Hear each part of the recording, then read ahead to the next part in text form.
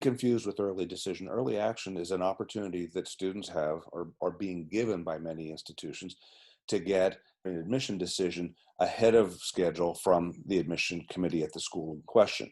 They're not getting an early decision. In other words, early decision requires a commitment back from the student. Early action requires no commitment.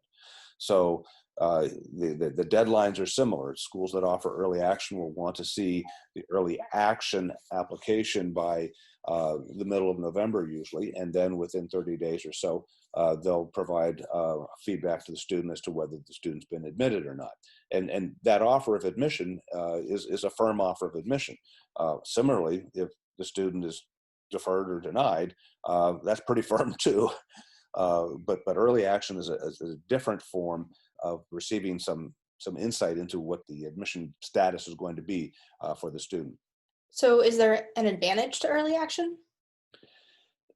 Whereas there's a distinct advantage to early decision, there is no real advantage to early action. The greatest advantage is you come away with some peace of mind. You're admitted, you can relax. You're not admitted, you know you can move on. But the logic of early action is somewhat different. With early decision, the admission committee is asking this question with early decision. If she were to apply regular decision, do we think we might take her in regular decision? So if we think we might take you later on, we'll take you now. We're willing to bend our expectations down a little bit in order to accommodate you. With early action, it's different. Now the question is, if you were to be a regular decision candidate, do we know beyond a shadow of a doubt that you will be one of our superstars? And if we know that you're going to be one of our superstars, then we will admit you early action. So there's no bend down. In fact, there's a heightened expectation there. So with early action, colleges and universities are basically skimming the top of their candidate pool to alert their very best candidates that they're admitted. So that's the biggest difference. There's no strategic advantage to applying early action the way there is with early decision. Do any colleges offer early action and early decision? Yeah, and it gets a little confusing and complicated that way. Interestingly, there may be students who want to kind of collect acceptances and then figure out what they're going to do. So early action is appealing to them, and they might apply early action to 4 or 5 schools. And by the way, with early decision, if you're accepted early decision at a school, you must withdraw your other applications. If you're accepted early action at a school, you don't have to withdraw anything. So let's suppose you're accepted early action to a school, and that school has early decision as well. They may well try to convert your status from early action to early decision. They might approach you and say, hey, you know what, you've been admitted, congratulations, it's all good. You know what, if you convert your status to early decision, then maybe we'll be able to get you into a scholars program. Maybe we can get you into preferred housing, but we'd sure love to have you commit with early decision. And then as an early decision candidate, all of the yield factors come into play, because once committed to early decision, the institution knows that it can reduce by 5 or 6 or 7 the number of regular decision students it will admit later on. So there will be some gamesmanship involved there as well on the part of the institution. So there are certain advantages to applying early decision and certainly peace of mind with early action. Once accepted, is there any chance that a college could change its decision?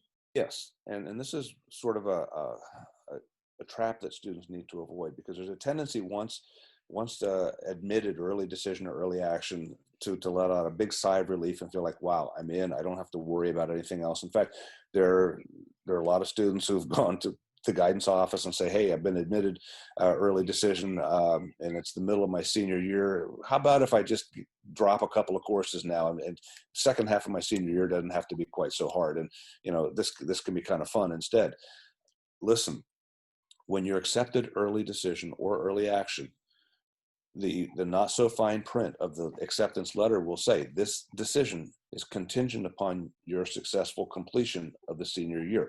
In other words, we want to see in June of your senior year evidence that you've continued to perform at the same level that merited your acceptance earlier.